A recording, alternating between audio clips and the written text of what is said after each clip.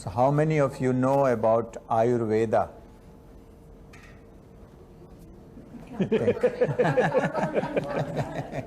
Good. Let me give you a little brief introduction of Ayurveda. What is, you can say Ayurveda or Ayurveda in English and Ayurveda in Sanskrit. It's a science, at least 5,000 years old science. Of course, originated in India, but nowadays it's becoming very popular in all over world, including your country. And it has two root words. One is Ayu, means life. Veda. Ayu means life. Veda means knowledge. Again, because the way this science is all organized, it's originally written by the creator of this world, who created us, who created vegetables, who created grains, who created herbs, who created stars and moon. That God, according to our Vedic knowledge, that God created this science originally. Like when some scientist is making very sophisticated machine, at the same time he has to make the manual to take care of that machine, take care of us, take care of everything. So originally we believe that the creator of universe has created this science. And Ayu means life, and every word has its own definition. Every word, whether it is definition of Ayurveda or knowing about an organ or knowing about a disease or knowing about a herb or mineral, every word has a definition. A complete, eternal kind of definition which doesn't change in time. It always remains the same thing. So Ayu has its own definition, and the definition is, I will translate, the combination of physical body, mind and heart and senses. When all these four factors are working together, that state is called Ayu, life.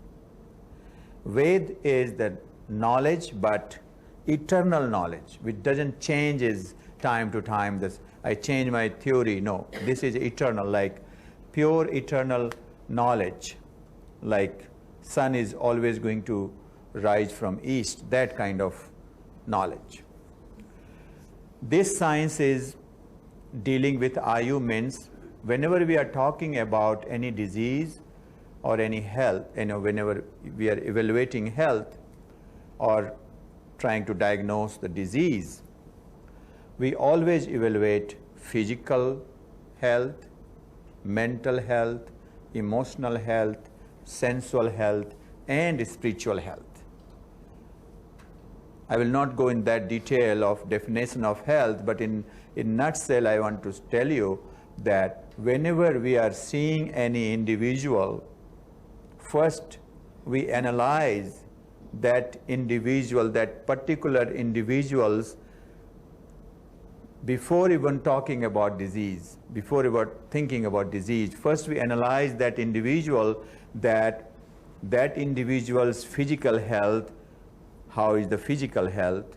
Is there any mineral deficiency is there? Any hormonal imbalance is there? All about physiology and physiological changes and imbalances in terms of physiology. Then we evaluate their mental and emotional strength. How is their mental state? How is their emotional state? How they are thinking? How much negative they are about their disease and life?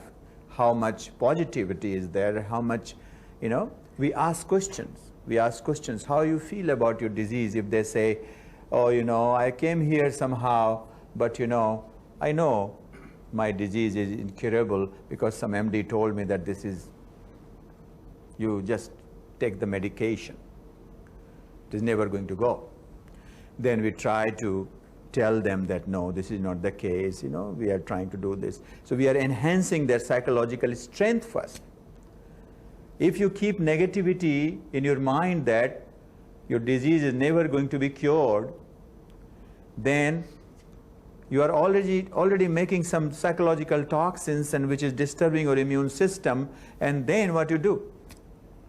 You have to fight against your own toxins first. Forget about curing the disease. So we evaluate that also and try to take care of that part. Is there any emotional trauma going on? Of course, we see pulse, and Dr. Beech knows very good about pulse also. Pulse is one of the parameter, one of the tool among 8 other tools in Ayurveda to know, to evaluate that how this person's psychological health, sensual health, mental health, emotional health, physical health, and spiritual health is doing. So we evaluate all those factors first as individual. Same symptoms. People are coming to us just for treating fibromyalgia. Let us give an example because we are talking about that. Same pain, same lack of sleep, pain, stiffness. But we don't talk about the symptom first. We just evaluate that person as a whole, the family structure, how to take care of, how to boost the psychological strength, how to detoxify the physiology, how to enhance the coordination between mind, body, and soul, and senses, and emotions. How to enhance the coordination first.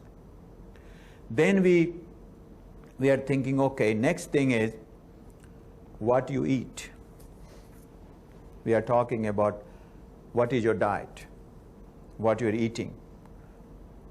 Whether you are eating intelligent food, or dumb food, or dead food.